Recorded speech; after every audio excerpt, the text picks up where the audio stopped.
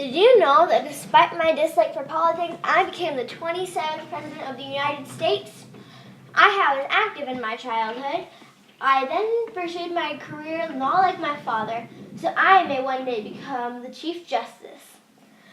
I then became the President with little help from Theodore Roosevelt. Overall, I will remain one of the most interesting presidents. I was born on September 15th, 1857, in Cincinnati, Ohio. As a boy, I enjoyed dancing, swimming, ice skating, and baseball. My father was Alphonso Taft, and he lived from 1810 until 1891. He married Fanny Phelps Taft, and they had 2 sons. Then Fanny died. Not long after, he remarried my mother, Louisa Maria Torrey Taft, in 1841. They had 4 children, including 3 boys and 1 girl. My brothers and sisters were Charles Taft, who was my half-brother and lived from 1841 until 1929. Peter Taft was my other half-brother, and he lived from 1845 until 1945. Henry, who was born to my mother, was born in 1859 and died in 1945. Next up was my little brother Horace. He was 2 years younger than I was. And last but not least is little Frances, or as we called her, Fanny. Her birthday was in 1865, and she died in 1943. My siblings and I went to school at the 16th District School in Mount Auburn, Cincinnati, Ohio. I went to Woodward High School, and then I went to Yale University in 1875. And after I graduated, I went to Cincinnati Law School from 1878 until 1886. I always wanted to be like my father, a man in law, and that's exactly what I did. With a few bumps in the road, I reached my ultimate dream. I was hired at the Cincinnati Commercial while I was in law school. After I graduated, I kept my job there until I was appointed the assistant prosecutor and then named collector of internal revenue. I was soon after appointed the Superior Court judge. After I was the Superior Court judge, I was named the United States Solicitor General. When the war in the Philippines started, I was sent there to take over as the president until things calmed down. Once some things calmed down, I became the governor of the Philippines simply. And once the war ended, I was no longer needed in the Philippines. So I came back to America. I was named the Secretary of War when I got back. With all those jobs, I could easily support my beautiful wife, Nellie Heron Taft, and my children. Nellie was born in 1861 in Cincinnati, Ohio, just as I was. She was 4 years younger than me. We met because our fathers were friends and our mothers exchanged visits. We officially met at a bobsled party. Nellie had been interested in the White House since she visited there as a child. And politics is why I ran for the president. Nellie was interested in the politics, which is why she urged me to run.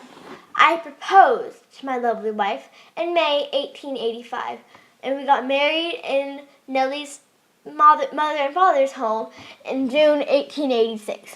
And who could forget those 3 wonderful children I mentioned earlier? Robert Alphonso Taft was the oldest and was born in 1889, and he died in 1953. Robert was a Yale graduate, first in his class at Harvard Law School. Charles Phelps Taft was born in 1897, and he died in 1983. Now, last but not least, and or youngest, is Helen Taft Manning, who was born in 1891 and died on February 1st, 1983. Now, like I said, Nellie urged me to run for president, and that's exactly what I did. In my campaign, I stated that I would not interfere with companies that were pursuing proper and progressive business methods. I supported the Payne-Aldrich Tariff Act, and I raised the price of coal and animal hides to aid in business.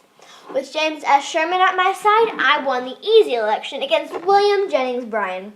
I assumed office on March 4th, 1909, in the Senate chamber due to a blizzard that caused 10 inches of snow and strong winds.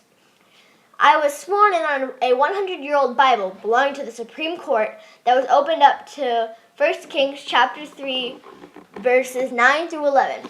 I turned the horse stables at the White House into a 4-car garage. I then installed the first elevator and kept cows on my White House lawn because I had a dear love for milk. I was the first president to take up golf. and I started the tradition of the president throwing the first pitch at the baseball games. I had a love for theater, especially musical comedies. My family vacationed to the St. Lawrence River in Murray Bay. I installed a 7-foot by 41-inch bathtub in my bathroom. While we were there in the White House, Nellie had a stroke, and she was left partially paralyzed and unable to speak. It took her many months, but she finally recovered. Meanwhile, I was left devastated. I fought to reduce tariff rates and a tariff treaty with Canada. I admitted Arizona and New Mexico to the Union. I also ratified the 16th Amendment and supported Richard Ballinger in the conservation controversy. I dismantled the oil and tobacco companies and made sure all telephones and telegraphs were under constant watch by the ICC. Everybody makes mistakes, and I failed to solve the growing split between progressive and conservative Republicans. I guess I never hired progressive Republicans as advisors either, or I could never execute a great policy. And I admit, I was unequipped to handle disputes. I did a lot as president, but I bet you're wondering what I did after I was president.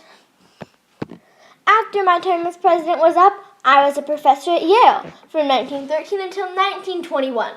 I was then elected the highest office in the law circle, Chief Justice. I was Chief Justice from 1913 until 1930.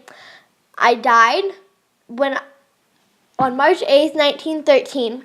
I died of high blood pressure, inflammation of the bladder, and cardiovascular heart disease. I was buried in Arlington National Cemetery in Arlington, Virginia. I did not like politics. I was a Unitarian.